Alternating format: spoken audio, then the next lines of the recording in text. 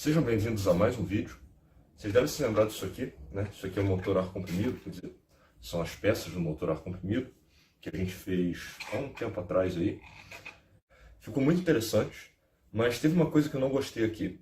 Ele tinha muita parte que tinha que ajustar. Por exemplo, a gente colocava dois parafusos aqui, né?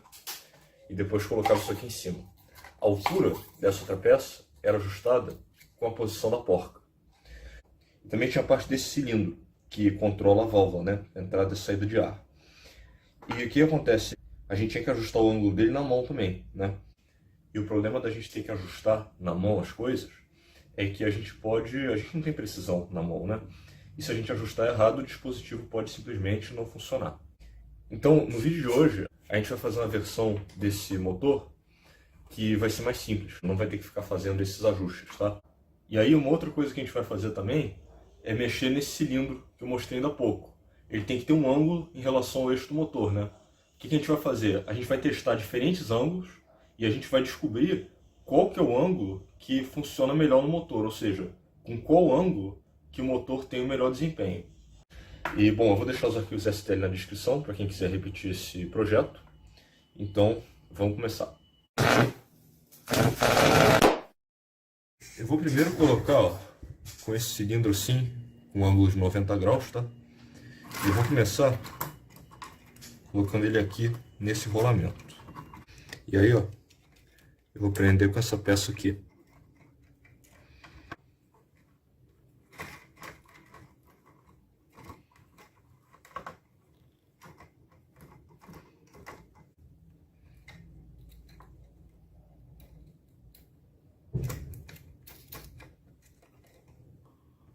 Agora, ó, eu vou colocar essa peça aqui.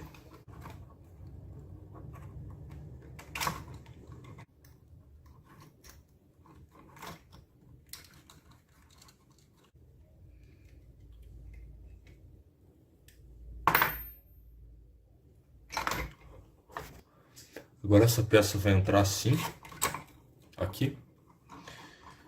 E agora eu vou colocar essa peça aqui, ó.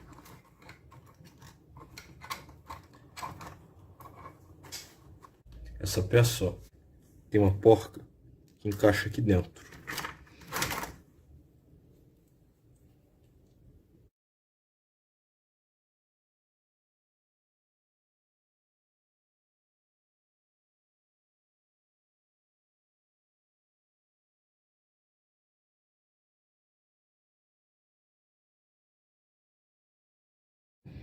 Tá vendo? Aqui, ó. Eu vou colocar aqui um parafuso menor, que aquele estava muito grande. E eu vou colocar também uma porca no parafuso aqui, antes de encaixar ele.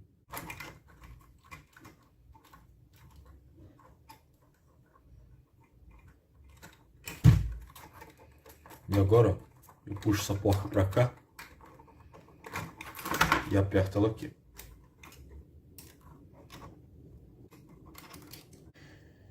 E aqui, ó, eu vou colocar um rolamento e vou prender, ó, com um parafuso uma porca.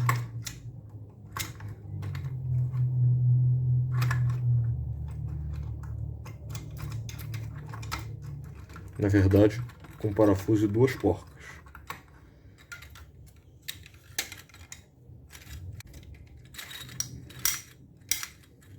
Agora eu vou fazer o seguinte. Vou colocar isso assim e vou encaixar esse cilindro aqui. E vou depois prender essa peça aqui. Tem dois buracos aqui nesse cilindro, dois buracos aqui, tá? Isso vai ficar preso assim.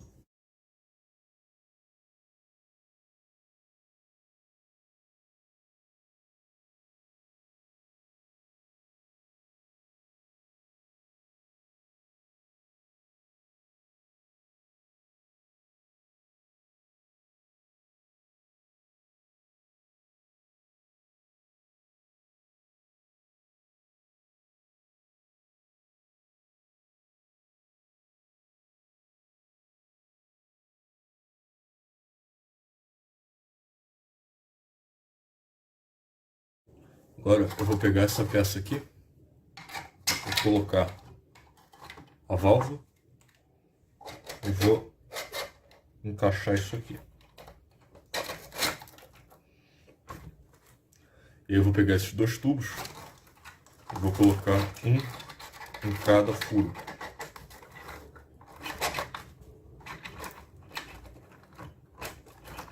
Vou passar um parafuso por aqui e outro por aqui.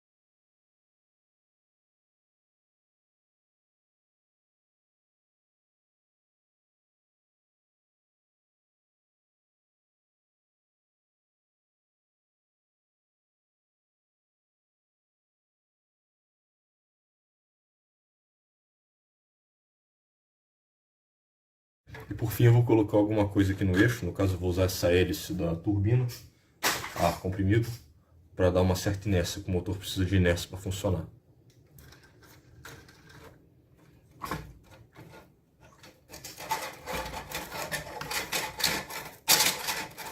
E agora vamos testar.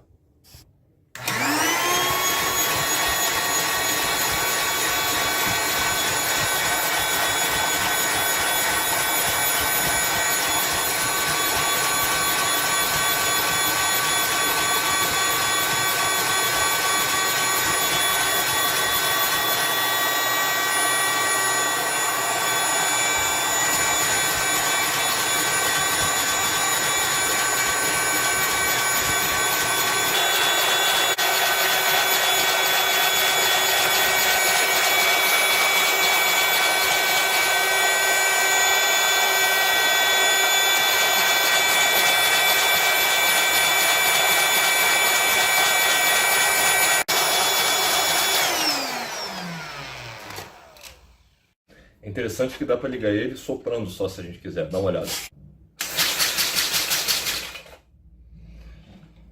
O seguinte, ó, eu mudei aqui eu tirei aquela hélice daqui e botei essa engrenagem, tá? E eu vou testar, eu vou medir a rotação dele com esse dispositivo que a gente fabricou recentemente. Eu agora estou usando nessa peça aqui um ângulo de 90 graus. Eu vou variar o ângulo de 0 a 180, tá? Nessa peça aqui, ou seja, eu vou imprimir uma peça com 0, outra com 22,5, outra com 45 e assim por diante até 180. Eu não vou fazer mais do que 180. Por quê? Porque de 180 a 360 é a mesma coisa que de 0 a 180, só que espelhado. E mais de 360 é de 0 a 180 ou de 180 a 360. O ângulo, quando você chega a 360, é a mesma coisa que você chegar em 0. Porque isso aqui é circular, né? Então, ó, eu coloquei aqui o medidor de RPM. E vamos testar.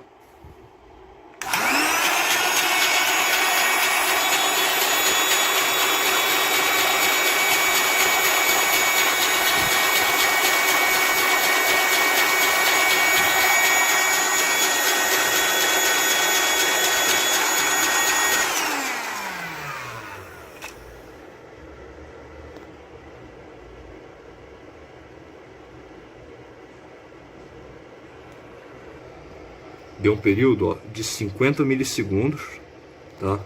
Com um ângulo de 90 graus. Bom, então eu comecei aqui com 90 graus, tá? Agora eu vou tirar essa peça daqui e vou colocar uma outra peça que vai ter um ângulo de 67,5 graus. 67,5 graus. Eu nem vou colocar a porca aqui porque eu vou ter que tirar daqui a pouco mesmo. E vamos medir a velocidade disso aqui agora.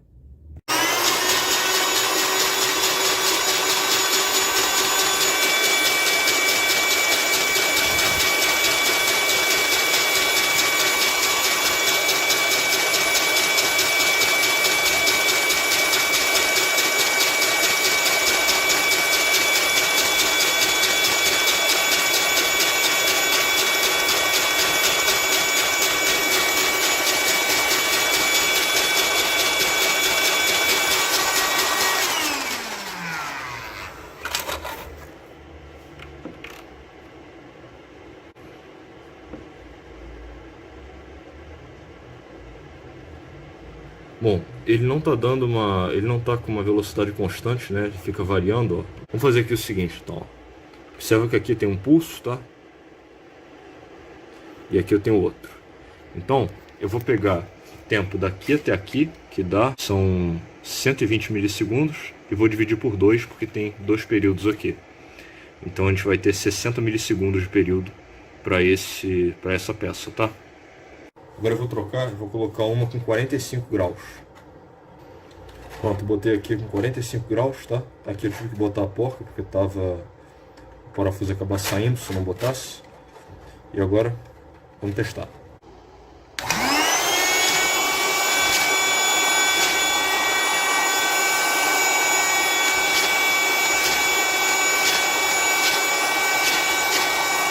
Seguinte, ó, tentei botar um pouco de óleo. Vocês podem ver que tá um pouco brilhoso aqui. Mas ele nem tá ligando, ó.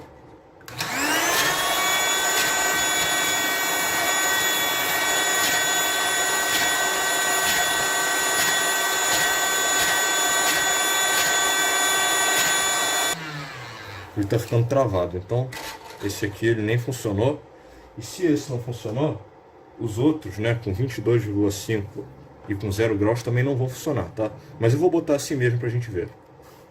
Aqui, ó, com 22,5.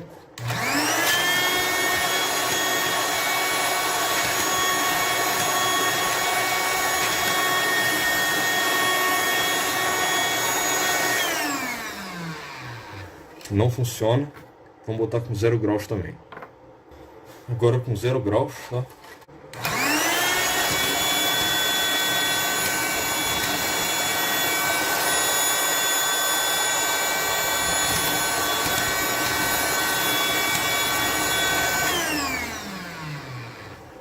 Ó, não funcionou. A gente já testou com ângulos que variam de 0 a 90. Agora vamos colocar com ângulos entre 90 e 180.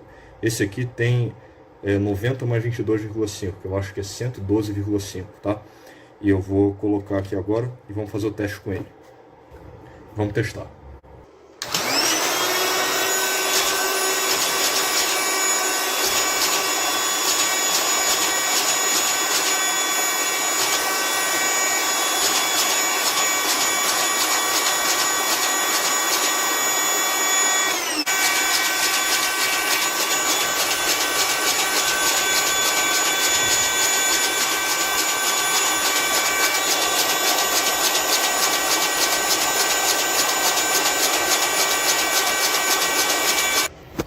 Bom, também aqui ele não está com uma velocidade constante, tá? Então eu vou pegar a média.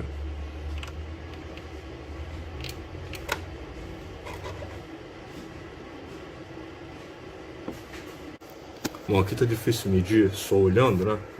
Então vamos ver aqui com o valor que o osciloscópio está dando.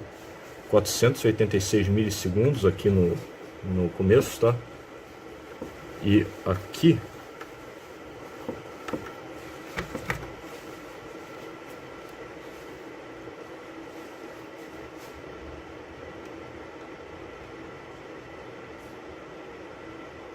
...206 milissegundos.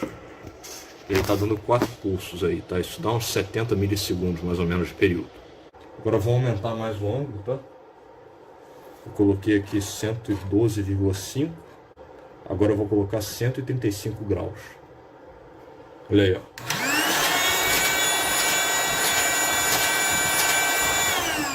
Nem gira. Vamos testar com os outros, mas eu sei que o motor também não vai funcionar com isso aqui. Agora, ó, 135 mais 22,5, que eu acho que dá 157,5. Vamos testar.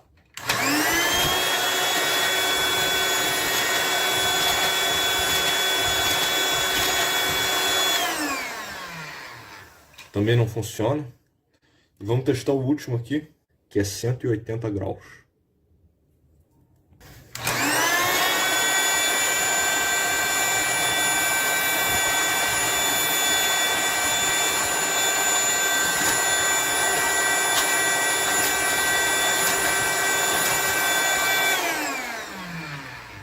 Também não funcionou. E aí, como a gente viu aí na tabela, quando a gente usa 90 graus, o período é menor, né? Se o período é menor, a velocidade de rotação é maior. E aí você deve estar se perguntando por que 90 graus, né? Por que esse número mágico, 90? Na verdade, eu vou falar para vocês que eu já sabia que era 90, tá? Antes de fazer essa experiência, porque isso é uma coisa que a gente consegue encontrar, né, fisicamente, tá? Vamos começar pensando aqui nesse motor da seguinte forma. Ele tem um pistão, né, que sobe e desce essa parte aqui do eixo, tá? E tem uma válvula. Vamos olhar para a válvula, vamos pensar na válvula. Tá? Qual seria a melhor válvula para a gente usar aqui? Seria uma válvula discreta, ou seja, ou ela está totalmente aberta ou ela está totalmente fechada, e que não tivesse partes móveis. Ou seja, você conseguisse acionar ela sem precisar mexer nada nela. Tá? Por quê? Se você não precisa fazer nenhum movimento nela para acionar, você não vai gastar energia acionando ela. Tá? E se ela é discreta, você pode fazer o seguinte. Quando o eixo estiver nessa posição, você abre a entrada de ar e fecha a saída de ar. Então, isso aqui vai subir, então ele vai girar assim ou assim. E quando estiver nessa posição, você abre a saída de ar e fecha a entrada de ar. Então ele vai conseguir descer, né? E ele vai descer para o lado que isso aqui estiver girando, porque tem a inércia, né, dessa roda. Mas acontece que essa válvula que eu estou usando não é discreta, ela é contínua. E ela é um pistão também. E ela vai estar sempre, ó, encostando essa haste aqui nesse cilindro, tá? Se a gente olhar para o eixo de frente, a gente vai ver isso aqui, ó. Ele vai girar e tem um ponto que é onde o pistão está ligado, né? Que vai girar junto do eixo. Então, o pistão vai acabar fazendo esse movimento aqui. E esse movimento ele é descrito por um seno, tá? Agora olha só uma coisa. Vamos dividir em partes esse seno. Vamos pegar essa primeira parte aqui, quando o pistão está subindo. Nessa parte, a válvula tem que estar abrindo a entrada de ar para o cilindro e fechando a saída de ar do cilindro, né? Porque a gente quer empurrar o pistão para cima. Aí ele chegou no topo aqui. Agora o pistão está descendo. Então o que tem que acontecer? A entrada de ar do cilindro tem que ser fechada e a saída de ar tem que ser aberta, tá? Agora a parte seguinte, que ele está de novo subindo.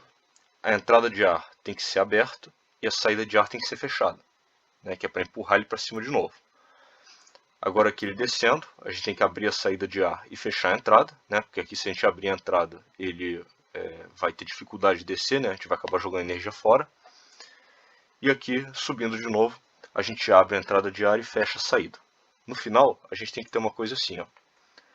A entrada de ar aqui está aberta, saída fechada. A entrada de ar aqui está fechada, saída aberta.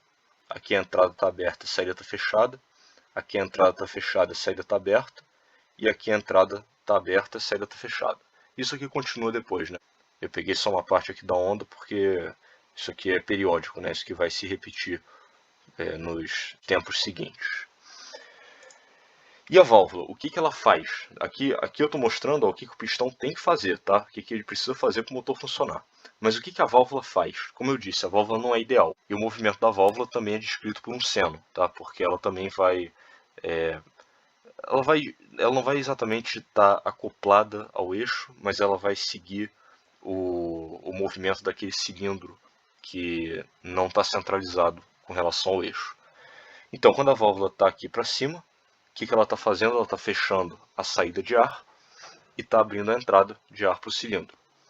Quando ela está aqui para baixo, ela está fechando a entrada de ar e abrindo a saída de ar do cilindro. Isso aqui se repete depois.